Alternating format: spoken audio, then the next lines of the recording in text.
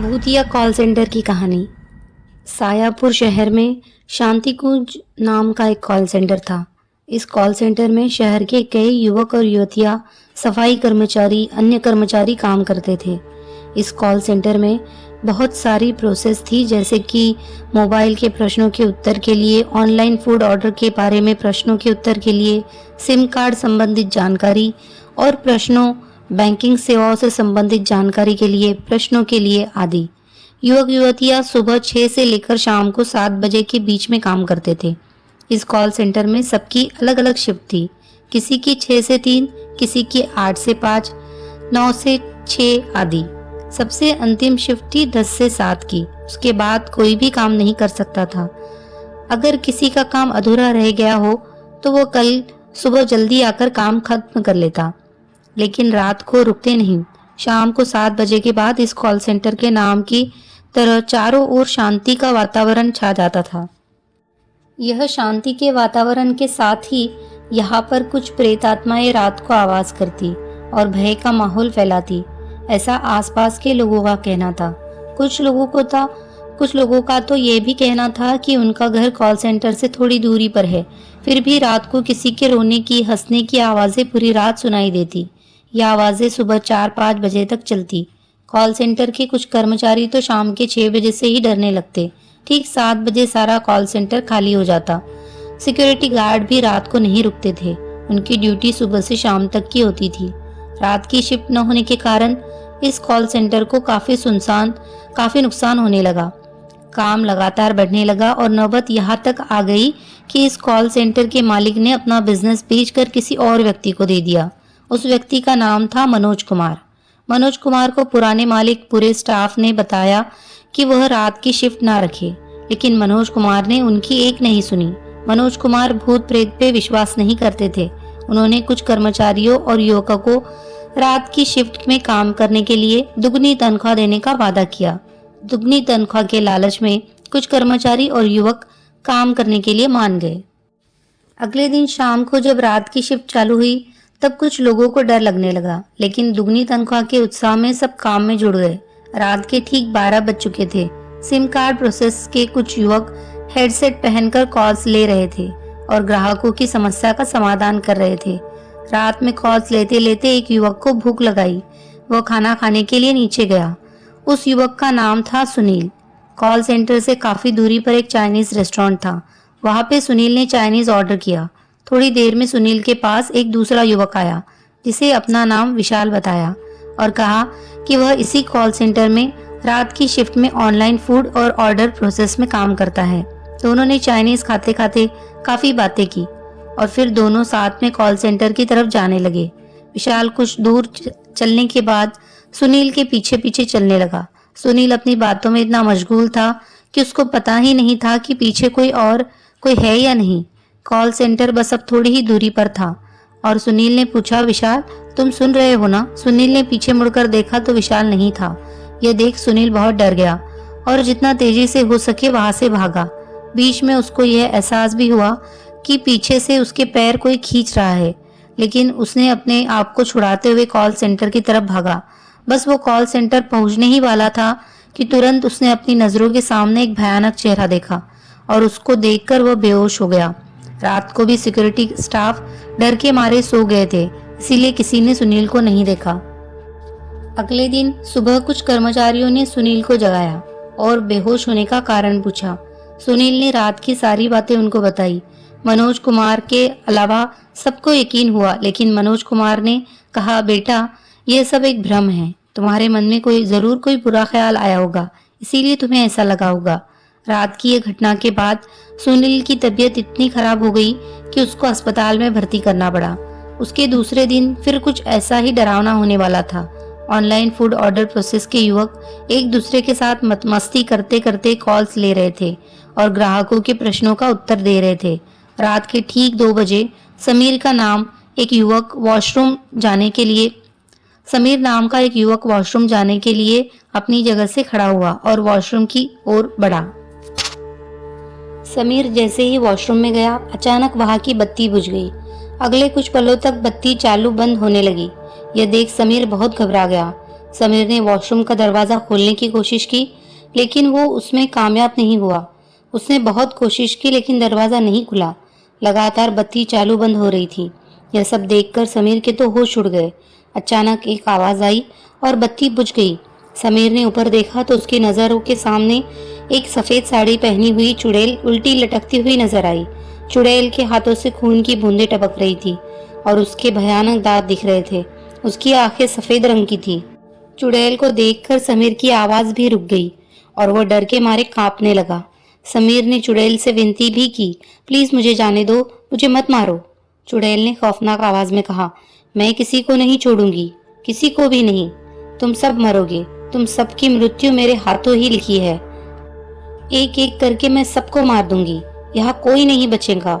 हमें इंसाफ नहीं मिला, इसीलिए हम इस कॉल सेंटर को नर्क बना देंगे। यह कहकर उसने समीर का गला पकड़ा और बाहर आई।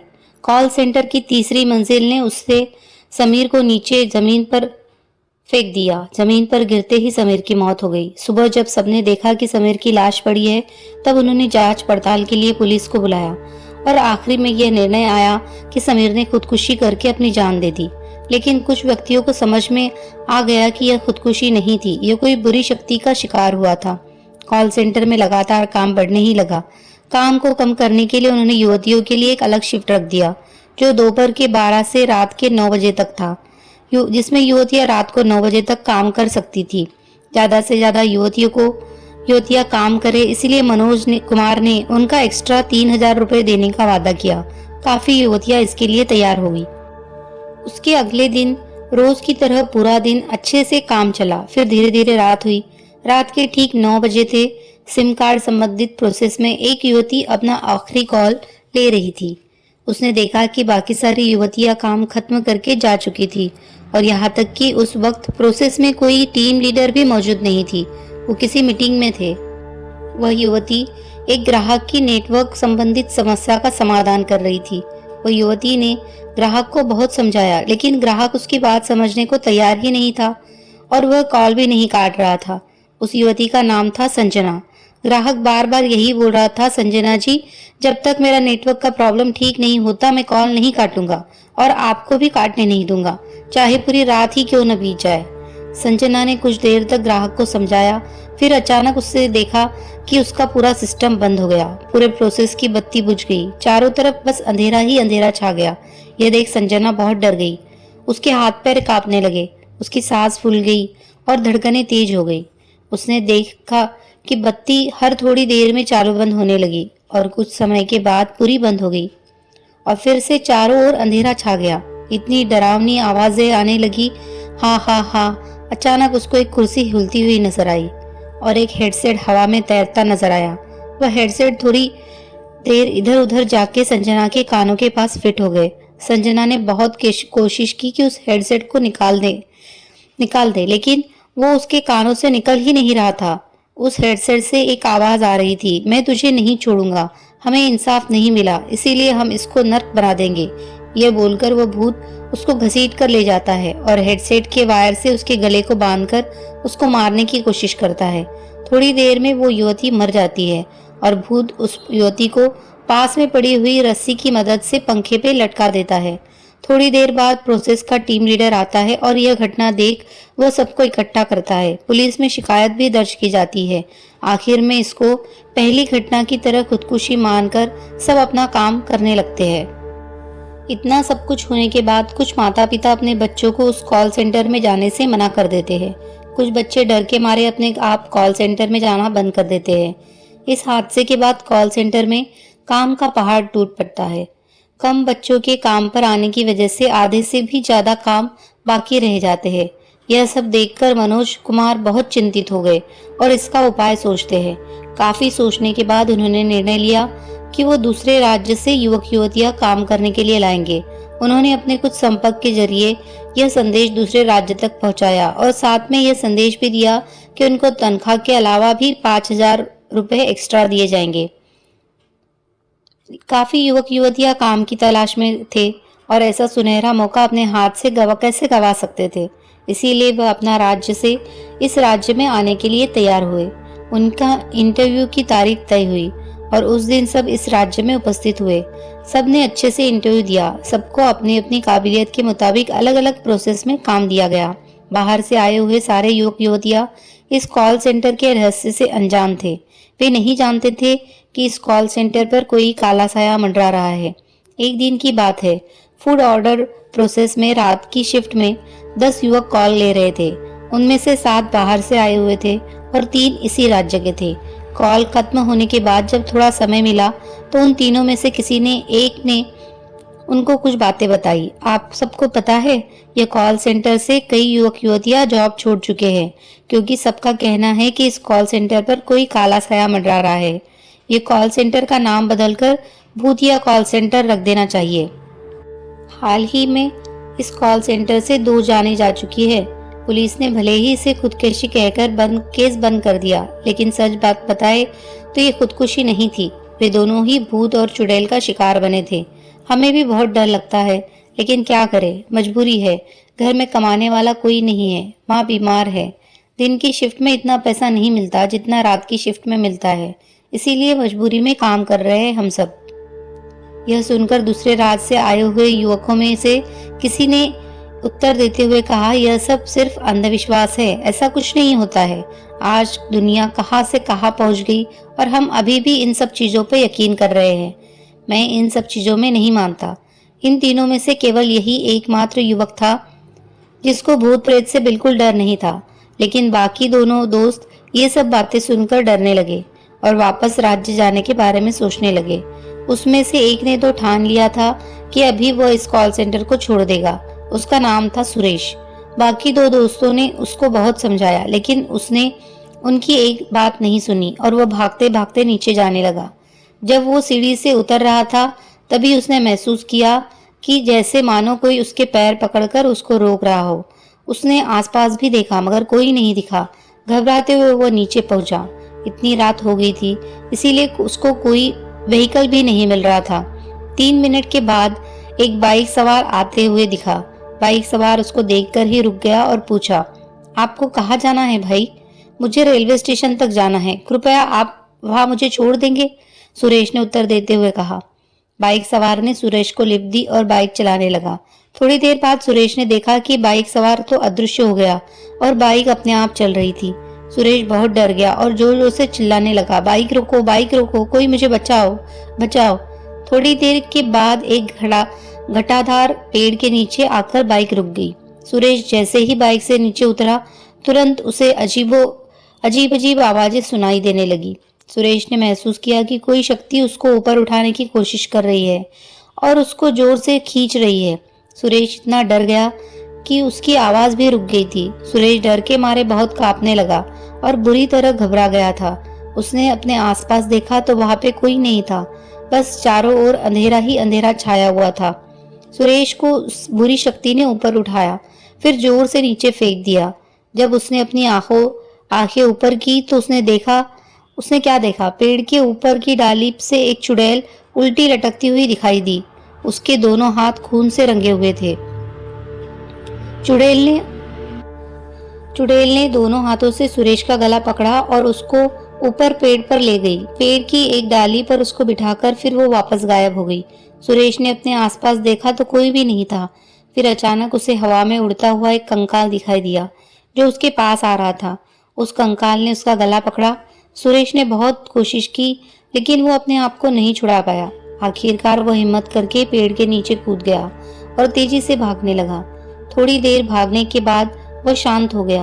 आसपास भी कोई नहीं है, ऐसा उसको एहसास हुआ। वो मन ही मन चैन की सांस लेने लगा, लेकिन शायद उसकी यह सांस ज्यादा देर तक नहीं चलने वाली थी।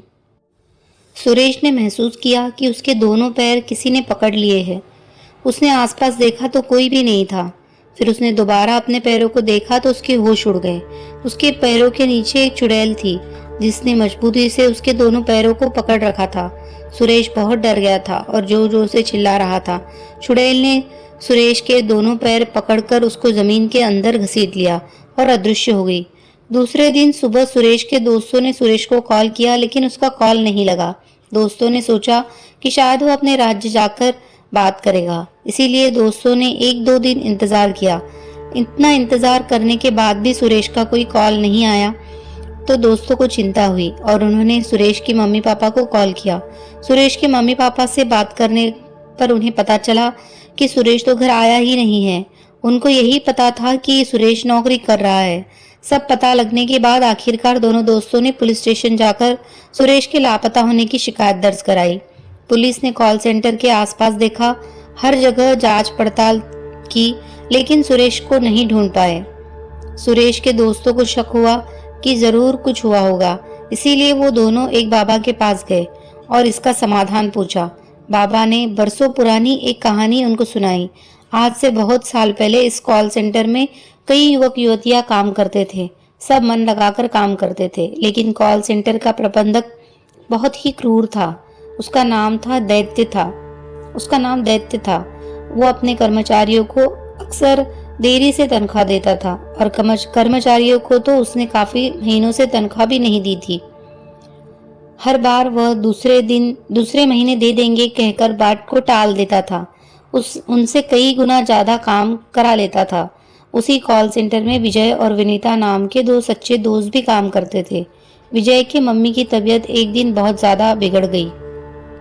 समय पर तनख्वाह न मिलने से वह माँ का इलाज नहीं करा पाया और उसकी माँ का देहांत हो गया। विजय ने उस रात को कॉल सेंटर की तीसरी मंजिल से कूदकर अपनी जान दे दी। उसको ऐसा हाल में देखकर उसकी दोस्त विनीता को भी दिल का दौरा पड़ा और उसकी भी मृत्यु हो गई। तब से इन दोनों की आत्मा इस कॉल सेंटर में कैद हो गई है और काम करने वाले अनेक कर्मचारियों को अक्सर ये डराते हैं और कितने लोगों को तो मार भी चुके हैं। आपका दोस्त सुरेश भी इन्हीं का शिकार हुआ था। विजय और विनीता के इस हादसे के बाद दैत्य इस कॉल सेंटर को छोड़कर दूसरे शहर भाग गया और फिर कभी वापस लौटकर नहीं आया। अगर इस कॉल सेंटर में शांति चाहिए तो कैसे भी करके दैत्य को कॉल सेंटर के भीतर लाना होगा। फिर चुड़ैल और भूत अपना बदला पूरा करने के बाद हमेशा के लिए इस कॉल सेंटर को छोड़कर चले जाएंगे। मैं आपकी इसमें मदद कर सकता हूँ। मैं एक ऐसी विद्या जानता हूँ जिससे दैत्य जिस जगह पर होगा वहां से कुछ देर में ही कैसे भी करके इस शहर में पहुंच जाएगा और उसके पैर अपने आप यहाँ खींचते चले आएंगे, कहकर बाबा ने कुछ मंत्र बोले और रात होने का इंतजार किया। जैसे ही रात हुई, बाबा के कहने के मुताबिक कॉल सेंटर के बाहर दैत्य मौजूद था। दैत्य धीरे धीरे आगे बढ़ा और अचानक उसके कदम रुक गए, क्योंकि बाबा ने मंत्र बोलना बंद कर दिया था। रात के 12 बजे थे। दैत्य को तो कुछ पता ही नहीं था कि वह कहाँ आया है, लेकिन मंत्र बोलना बंद करने के बाद उसको पता चला कि वह सायापुर शहर में शांति कुंज कॉल सेंटर में है। अचानक उसको पुरानी सारी बातें याद आ गई और वह बहुत डरने लगा। दैत्य के हाथ पैर कांपने लगे। डरावनी आवाज उसको सुनाई दी और एक परछाई दिखाई दी। वह परछाई धीरे धीरे बड़ी हो रही थी और उसके निकट आ रही थी। अचानक परछाई ओझल हो गई और एक कटा हुआ हाथ दैत्य के नजदीक आया और उसका गला जोर से पकड़कर उसको ऊपर की ओर खींचा और नीचे गिरा दिया। गिरकर उठने के बाद उसने देखा कि उसके सामने काले कपड़ों में एक भूत था और उसके ठीक पीछे सफेद रंग के वस्त्रों में एक खतरनाक चुड़ैल, जिसके नाखून खून से रंगे हुए थे। दैत्य ने कहा, मुझे माफ कर दो, मुझे जाने दो, मैं फिर कभी नहीं ऐसा करूंगा। तुम्हारी वजह से मेरी माँ चली गई, मुझे खुदकुशी करनी पड़ी, मेरी दोस्त विनीता की भी जान चली गई। आज मैं और विनीता दोनों मिलकर तुझे भी यमलोक पहुंचा देंगे। ऐसा कहकर चुड़ैल ने अपने लंबे लंबे नाखून से उसका गला पकड़ा और जोर से दबाकर अपने हाथ लाल किए। थोड़ी ही देर में दैत्य मर गया। फिर दोनों अदृश्य हो गए और शांति कुंज में कभी वापस लौटकर नहीं आए।